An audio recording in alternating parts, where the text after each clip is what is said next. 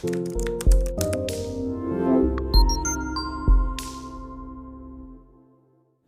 is NATO? The North Atlantic Treaty Organization, or NATO, commonly known as the North Atlantic Alliance, is a military alliance made up of 28 European countries, 2 North American countries, and 1 Asian country. The organization is responsible for carrying out the North Atlantic Treaty, which was signed on April 4, 1949. In that year, the United States, Canada, and many Western European nations formed the North Atlantic Treaty Organization to guarantee the collective protection against the Soviet Union. The Military Committee, NATO's highest military authority, is in charge of NATO's command structure, which is made up of the chiefs of defense of all 29 member countries. Allied Command Operations and Allied Command Transformation are the 2 strategic commands that make up the NCS, or ACT. NATO was the United States' first peacetime military alliance outside of the Western Hemisphere, and the member countries from what I have mentioned just now are like the Albania, Belgium, Bulgaria, Canada, Croatia, Czech Republic, Denmark, Estonia, France, and Germany. NATO's humanitarian intervention that occurred on March 19, 2011 in response to the events of the First Libyan Civil War, which this intervention in accordance with UN Security Council Resolution 1973. The UN to international community urged to safeguard the Libyan people, and NATO therefore responded. The affiliation of NATO and its allies in actions of striking a weapons embargo, initiating a no-fly zone, and protecting Libyans from threat or attack. The country of the Qatar, the United Arab Emirates, Morocco, Jordan, and Sweden were among the allies who backed the operation. Next is on the chronology of the NATO intervention in Libya. This started on February 2011 when there has been reported to be a tranquil protestation towards the Muammar Gaddafi regime. On the date of 26 February, the United Nations Security Council commanded to be having a ceasefire in Libya. Started from that, NATO on 8 March has started to release the airborne warning and control system for the Libyan region. Then NATO started to send their ships to the Mediterranean Sea to keep a close eye on the situation.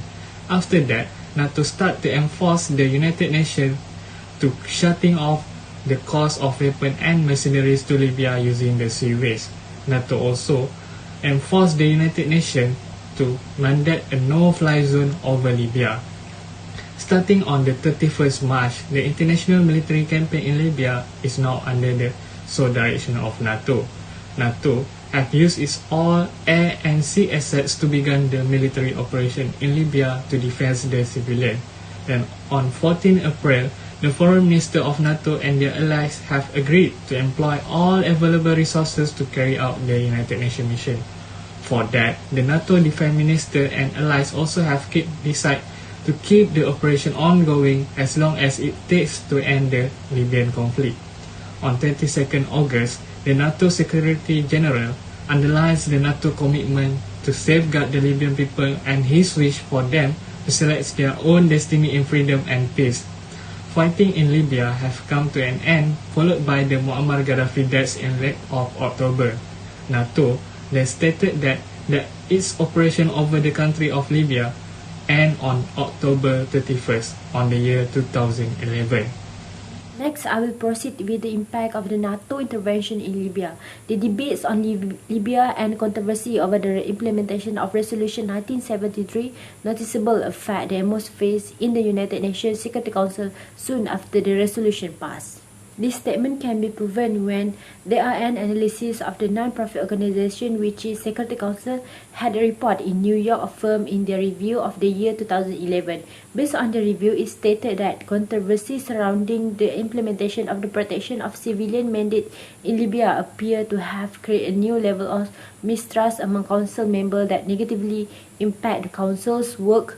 Plus, it's not only on protection of civilian issue, but also more generally on other aspects. This view is supported by the diplomats who worked in the council in 2011 and 2012. In addition, there are two main impacts that can be focused. First, the debates on Libya lead to an explosion of discussion of responsible to protect and increase international engagement with the emerging norms. Second, the controversy led to a shift in the international normative debates on protection by creating a coalition between those human security advocates who oppose reaching the mandate of Resolution 1973 and those contribute non-aligned or post-colonial perspective that oppose regime change out of principles. This new coalition facilitates the start of an increased discussion about Security Council accountability and criteria for humanitarian interventions. The NATO intervention in Libya has thrown up some emerging consequences for Libya and the international community. However, the humanitarian intervention had a lot of Libyans settle down the conflict within their country with their former president. Thus, NATO goals of rescue the civilians of Libya are still being achieved. To sum up, resolutions of 1970 and 1973 established the UN Security Council's ability to respond to humanitarian emergencies without resorting to vetoes, with the intervention in Libya by NATO was therefore regarded as a success. The duty to protect over the Libyan and the country by NATO has gained respect from people, as the interventions are indicative of how best to safeguard civilians from the insecurity commotion within their own country. Despite the conflict that the Libyan people have with their former president Muammar Gaddafi.